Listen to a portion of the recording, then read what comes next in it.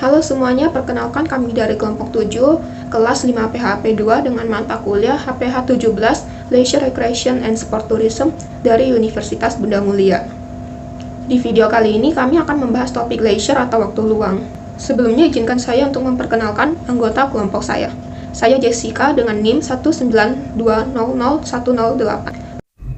Saya Febrianti dengan NIM 192001113 dari Prodi Hospitality dan Pariwisata semester 5. Perkenalkan, nama saya Amanda Marlin dengan NIM 192000122 dari Program Studi Hospitality dan Pariwisata semester 5. Saya Helen dengan NIM 192000238 dari Prodi Hospitality dan Pariwisata semester 5. Saya Agustina Fernanda Rona dengan NIM 192000261, Prodi Hospitality Pariwisata semester 5. Pertama-tama saya akan membahas tentang teori leisure. Terdapat definisi leisure dari beberapa sumber yang diantaranya berdasarkan sumber dari buku. Yang pertama yaitu menurut Yurida tahun 2019, waktu luang merupakan setiap individu yang memiliki waktu senggang yang di luar rutinitas sehari-hari maupun kegiatan tambahan. Menurut Kamus Besar Bahasa Indonesia tahun 2005, waktu luang adalah waktu yang tersisa dari aktivitas sehari-hari dan seseorang dapat menentukan aktivitas yang ingin dilakukan pada waktu luang tersebut untuk menyenangkan diri sendiri. Yang berikutnya adalah menurut Sukaji tahun 2000. Waktu luang adalah waktu yang tidak dimanfaatkan untuk melakukan rutinitas sehari-hari seperti bekerja, mencari nafkah, melaksanakan kewajiban, dan mempertahankan hidup. Berikutnya, menurut para ahli, waktu luang dibedakan menjadi beberapa jenis, yaitu yang pertama menurut Taukidsan tahun 2005, waktu luang dibagi menjadi beberapa kriteria yang sebagai berikut. Yang pertama yaitu leisure time atau waktu luang sebagai waktu.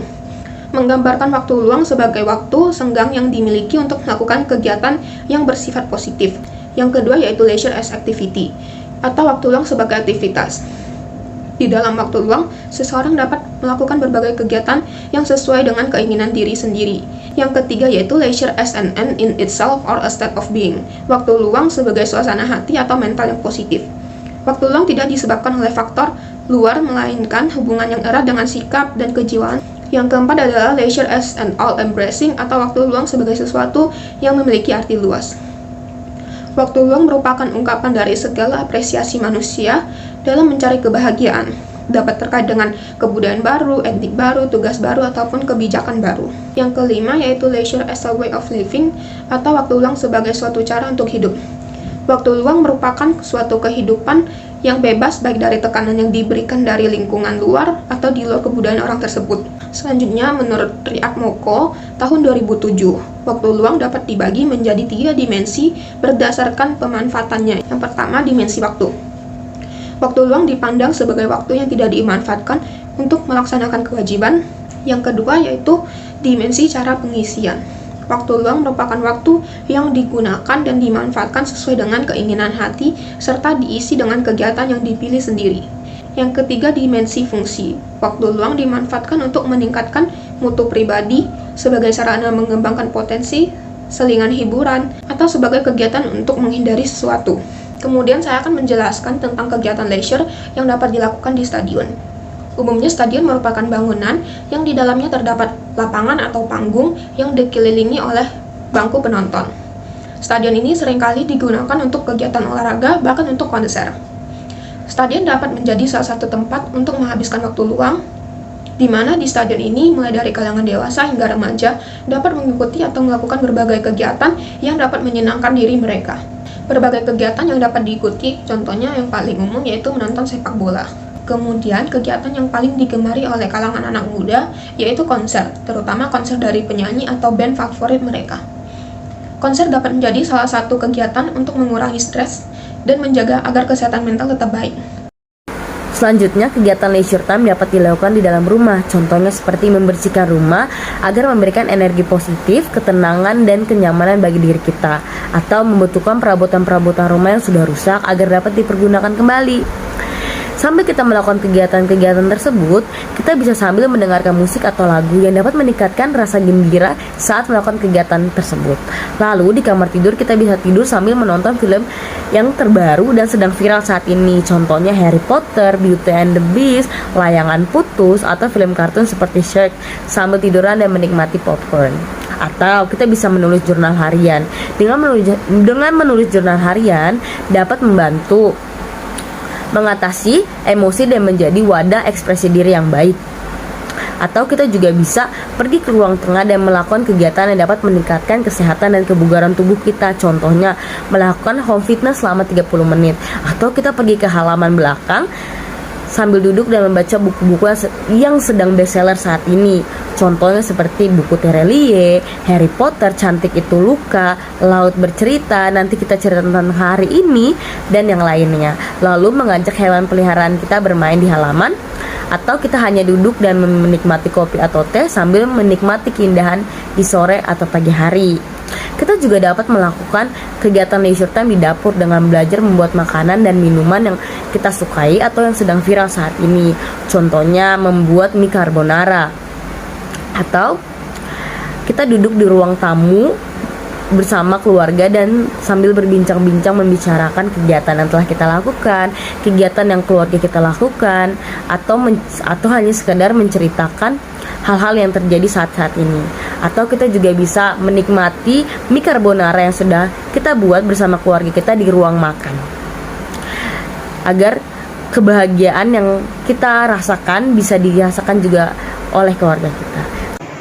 Selanjutnya, kegiatan leisure juga dapat terjadi di hotel atau resort. Belakangan ini, hotel atau resort sering digunakan untuk staycation. Staycation kini menjadi tren gaya liburan baru yang banyak diminati oleh banyak orang dari berbagai kalangan. Ditambah lagi, kini hotel dan resort banyak menawarkan paket harga staycation yang cukup menarik dan cenderung lebih affordable. Istilah staycation merupakan penggabungan dari dua kata bahasa Inggris, yaitu stay yang artinya tetap dan vacation yang artinya liburan. Staycation ini tidak mengharuskan seseorang untuk berpergian keluar kota atau keluar negeri. Jadi dengan staycation ini kita diajak untuk menjadi turis di kota kita sendiri.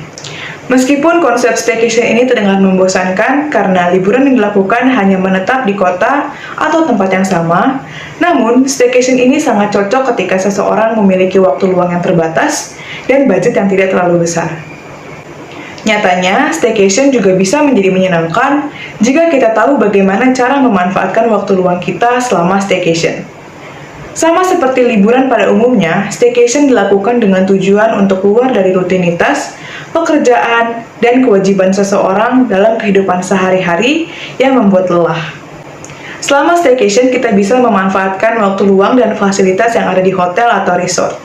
Terdapat dua lokasi dan fasilitas hotel yang dapat kita manfaatkan untuk mengisi waktu luang, yaitu area pool atau kolam renang dan spa. Berenang sepuasnya di area pool, hotel, atau resort menjadi salah satu pilihan aktivitas yang menarik dan menyenangkan untuk mengisi waktu luang kita sendiri maupun dengan keluarga, teman, atau orang terdekat. Selain menyenangkan, berenang juga menjadi olahraga yang menyehatkan tubuh dan menyegarkan pikiran kita dari stres dan depresi. Tidak hanya berenang, kita juga bisa pergi dan memanfaatkan pool area untuk sunbathing atau hanya sekedar untuk bermain air. Aktivitas selanjutnya yaitu memanjakan diri dengan fasilitas spa yang ada di hotel atau resort. Salah satu aktivitas yang bisa dilakukan saat staycation adalah spa untuk relaksasi tubuh dan pikiran kita. Selama spa, kita akan dimanjakan dengan berbagai macam perawatan seperti massage, sauna, manicure and pedicure, fast facial, dan masih banyak yang lainnya. Selain untuk relaksasi, melakukan spa juga dapat meningkatkan mood dan energi positif pada diri kita, serta merawat kulit tubuh. Selanjutnya, kegiatan leisure juga bisa dilakukan di sebuah tempat pembelanjaan atau mall. Mall adalah sebuah tempat yang berintikan satu atau beberapa department store sebagai daya tarik toko-toko retail kecil dan tempat makan dengan tipe bangunan dan infrastruktur yang menarik. Dilengkapi dengan fasilitas yang mendukung sehingga dapat memberikan pelayanan dan kenyamanan kepada pengunjung mall. Dalam kegiatan leisure, mall menjadi satu tempat yang sering dijadikan sebagai tempat untuk menghabiskan waktu luang, untuk bersantai, berolahraga, bahkan untuk sekedar healing dan self-refreshing yang diperuntukkan bagi sebagian orang yang mendapatkan hari libur atau waktu luang yang sebentar. Tujuan dari refreshing ini di mall ini untuk menghilangkan rasa penat dengan meninggalkan sementara aktivitas yang melelahkan sehingga dapat memberikan manfaat self-healing berupa proses pemulihan rasa stres dalam kesibukan harian. Terdapat 3 lokasi yang dapat kita manfaatkan untuk mengisi waktu luang di mall, yaitu area pertokoan, tempat gym, dan taman. Area pertokoan merupakan area favorit yang diminati karena pada tokonya tersedia buku, toko baju, sepatu, tas, toko elektronik maupun lainnya. Aktivitas yang dapat dilakukan adalah shopping, di mana kita membelanjakan barang-barang di toko-toko tersebut. Dan aktivitas kedua adalah window shopping, yaitu kegiatan jalan-jalan menghabiskan waktu di pusat pembelanjaan, atau istilahnya adalah cuci mata, di mana kita hanya melihat-lihat barang tanpa membeli. Lokasi kedua adalah tempat gym. Di fase ini, leisure banyak digunakan untuk kepentingan produktif, seperti untuk berolahraga. Banyak orang menghabiskan waktu luang mereka untuk berolahraga di pusat-pusat kebugaran sebagai aktivitas leisure. Kegiatan yang dapat dilakukan adalah berolahraga tentunya dan melakukan yoga. Lokasi lainnya adalah taman di area mall. Saat ini, mall banyak menyediakan inovasi taman terbuka hijau dengan desain indah di mana mengizinkan hewan peliharaan untuk dapat masuk dan bermain di taman tersebut. Aktivitas yang dapat dilakukan adalah seperti mengajak hewan peliharaan berjalan-jalan di area taman tersebut dan atau menghabiskan waktu untuk duduk sambil menikmati pemandangan taman tersebut. Selanjutnya, kegiatan leisure juga bisa dilakukan di sebuah kafe. Kafe adalah sebuah tempat yang menyajikan makanan dan minuman cepat saji dengan menyuguhkan suasana santai atau informal yang dikelola secara komersial. Kafe menawarkan suasana yang lebih nyaman dan santai bagi para pelanggannya yang merasa lelah dan jenuh dengan kegiatan sehari-hari.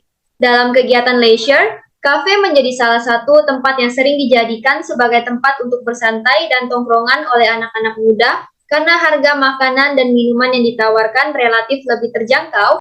Kegiatan bersantai ini tentunya akan membuat mereka merasa lebih rileks dan dapat menikmati kebersamaan dengan keluarga, sahabat, teman, dan orang terdekat setelah melakukan rutinitas sehari-hari yang melelahkan.